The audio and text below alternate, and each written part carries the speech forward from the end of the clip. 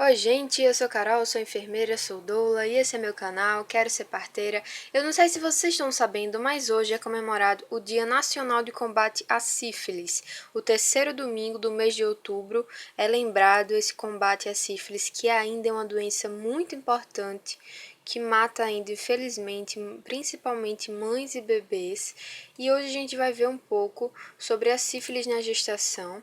Esse daqui é o Manual de Gestação de Alto Risco do Ministério da Saúde 2012, que está disponível na internet. É só colocar no Google que vocês vão encontrar para baixar. E aí ele traz que a sífilis é uma doença infecciosa, sistêmica, de evolução crônica e causada pelo treponema pálido, que é uma bactéria e pode produzir as formas adquirida e congênita da doença. A sífilis é o exemplo de uma DST que pode ser controlada com sucesso por meio de ações e medidas de programas de saúde pública, em virtude da existência de testes diagnósticos sensíveis, tratamento efetivo e de baixo custo. No entanto, continua sendo um sério problema de saúde pública no Brasil. E aí nesse quadro ele vai mostrar a classificação da sífilis, que pode ser adquirida ou congênita. A adquirida, ela pode ser recente, com menos de um ano de evolução, e aí a recente vai ter as formas primária, secundária e latente recente, e a tardia, com mais de um ano de evolução, vai ter as formas latente tardia e terciária. A sífilis congênita, ela tem duas formas, recente e tardia também. No caso da recente, é aquela que foi diagnosticada até o segundo ano de vida, e no caso da tardia, ela foi diagnosticada após o segundo ano de vida. Então, uma coisa que pega da sífilis é justamente essa classificação. São muitas formas, muitos tipos, e aí para a gente aprender cada um custa um tempo, mas vamos tentar aqui. Porque você tem que saber o que? As manifestações clínicas de cada fase. Então, por exemplo, na sífilis primária, ela é caracterizada pelo cancro duro, que é uma lesão erosada ou ulcerada, geralmente única, indolor, com bordos endurecidos, o fundo liso e brilhante, com aparecimento entre 10 e 90 dias, uma média de 21 dias após o contato sexual infectante. Na mulher, geralmente aparece nos pequenos lábios vaginais, paredes vaginais, colo uterino e ânus, porém pode passar despercebida. Então, a sífilis tem essa pegada de doença perigosa, porque ela vem aparecer com uma lesãozinha que muitas vezes a pessoa nem percebe que tem, porque ela é indolor, e aí acaba passando despercebido. Já a sífilis secundária, ela em geral manifesta-se entre 6 e 8 semanas após o desaparecimento espontâneo cancro duro, aquela primeira lesão lá da sífilis primária. As manifestações mais comuns do secundarismo são as roséolas, que são exantema, sífilides papulosas, que são pápulas cutâneas com localização nas superfícies palmoplantares e que sugerem fortemente o diagnóstico do secundarismo da sífilis. Alopécia, que é a perda de pelos, e o codiloma plano, que são lesões pápulo-hipertróficas nas regiões de dobras ou de atrito. E aí a sífilis latente, que ela pode ser também recente ou tardia, ela tem uma fase de duração variável e que não se observam sinais ou sintomas. O diagnóstico é realizado exclusivamente por meio de testes sorológicos. E aí, no caso da sífilis latente tardia, os sinais e sintomas surgem em um período variável após 3 até 12 anos ou mais do contágio. Então, é muito tempo. As manifestações mais comuns são os tubérculos ou gomas, que são lesões cutâneo-mucosas, o comprometimento articular, aneurisma aórtico, tabes dorsalis e demência. Então, é muito grave. O diagnóstico pode ser feito por testes sorológicos não treponêmicos, como o VDRL e RPR, que são quantitativos e são expressos em títulos, 1 para 2, 1 para 4, etc., e utilizados para triagem e monitoramento da infecção. Os testes treponêmicos são aglutinação passiva, como o TPHA ou MHA-TP, ou também o teste de imunofluorescência indireta, FTA-ABS, além dos ensaios imunoenzimáticos como ELISA ou EIE. Estes testes são mais específicos e utilizados para confirmar a infecção treponêmica. Então, também é muito importante saber essa questão, teste não treponêmico e teste treponêmico. Às vezes a questão pode dizer que o VDRL é treponêmico, sendo que ele é não treponêmico. No indivíduo infectado pelo treponema pálido, os anticorpos específicos podem permanecer detectáveis indefinidamente pelos métodos treponêmicos, podendo significar uma infecção tratada anteriormente, diferentemente dos métodos não treponêmicos que tendem à negativação após o tratamento e por isso são utilizados no segmento. Então, é muito importante saber quando usar o treponêmico e o não treponêmico. A sífilis na gestação, que é o que mais interessa nesse momento que a gente está estudando, mais voltado para a obstetrícia. O quadro clínico, diagnóstico e tratamento da sífilis na gestação não vão diferir do período não gestacional.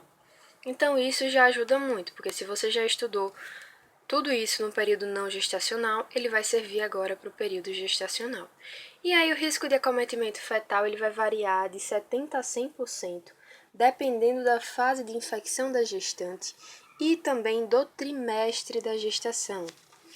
Essas considerações justificam a necessidade de testagem 2 vezes na gestação.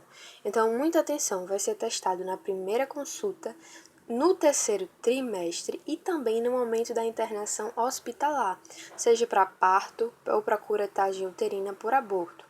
Então, sempre vai ter que testar quando essa gestante chegar na maternidade ou para ter um parto ou por conta de um aborto. A realização do teste para sífilis, seja ele VDRL ou RPR, no início do terceiro trimestre, vai ocorrer de 28 a 30 semanas e permite o tratamento materno até 30 dias antes do parto, intervalo mínimo necessário para que o recém-nascido seja considerado tratado intraútero, então são 30 dias antes do parto, no mínimo, para que esse recém-nascido também seja tratado. Os parceiros sexuais também devem ser tratados junto com a gestante, caso contrário, o recém-nato será considerado caso de sífilis congênita, então não adianta tratar só a gestante se ela vai continuar tendo relação ou contato com aquele parceiro. E aí vamos ver agora esse quadro 19, que ele vem trazendo os esquemas de tratamento da sífilis. E aí, dependendo do tipo de sífilis, se for uma sífilis primária, vai ser uma dose única de 2.400.000 unidades de penicilina G benzatina. O VDRL vai ser feito mensalmente para ter esse controle da cura, para controlar essa sorologia. No caso de uma sífilis secundária, o intervalo de 1 semana, com uma dose total de 4.800.000 unidades. O VDRL vai ser feito mensalmente. No caso da sífilis terciária, ou com mais de 1 ano de evolução ou com duração ignorada, essa dose vai triplicar, vai ficar 7.200.000 unidades. É o intervalo de 1 semana ainda e o VDRL continua mensal. Então, é muito importante que a gente saiba 2.400.000, 4.800.000 e 7.200.000. Então, vamos lá agora, gestantes com história comprovada de alergia à penicilina, que é um evento raro, no caso da penicilina benzatina, devem ser tratadas com eritromicina na forma de estearato, 500 mg via oral de 6 em 6 horas por 15 dias para sífilis recente e por 30 dias para sífilis tardia. O uso dessa droga exige estreita vigilância não apenas pela menor eficácia, mas também porque o feto não deve ser considerado tratado. E aí, a elevação de títulos de VDRL em 4 ou mais vezes, por exemplo, se estava 1:2 e ficou 1:8 em relação ao último exame realizado, vai justificar um novo tratamento e deve-se verificar se o tratamento do parceiro foi realizado também. Então, é muito importante esse tratamento do parceiro.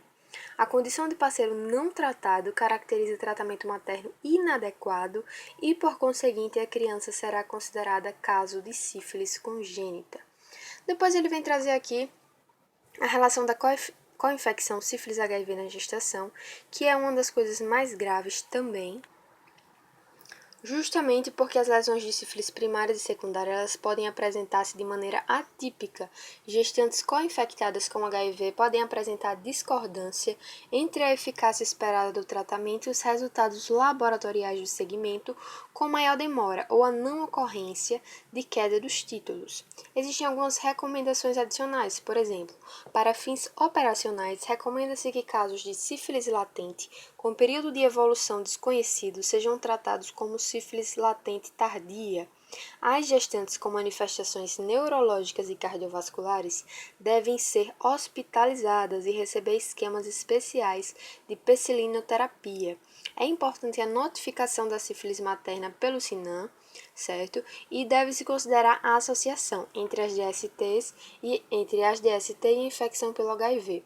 Os profissionais de saúde devem fazer o aconselhamento pré-teste e oferecer a realização de sorologia anti-HIV. Deve-se também orientar a abstenção das relações sexuais até a conclusão do tratamento e o desaparecimento dos sintomas quando presentes, não sendo possível o uso de preservativos não sendo possível essa abstenção de relações sexuais, deve ser orientado o uso do preservativo, que deve ser mantido após o tratamento também em todas as relações sexuais. Então, gente, foi isso sobre a sífilis nesse vídeo de hoje, nesse Dia Nacional de Combate à Sífilis. Eu espero que vocês tenham gostado, desculpem os erros, realmente os vídeos aqui eles não têm edição porque eu não tenho tempo de estar editando. Então, eu aproveito o momento que eu vou estudar e gravo para que vocês venham estudar comigo, certo? Quem tiver interesse também, segue lá no Instagram e no Facebook, Quero Ser Parteira. E é isso, gente. Eu cito beijos para vocês e até a próxima. E se você for profissional de saúde, fica aqui o recado, tenha muita atenção, principalmente com gestantes e a questão do rastreamento da sífilis.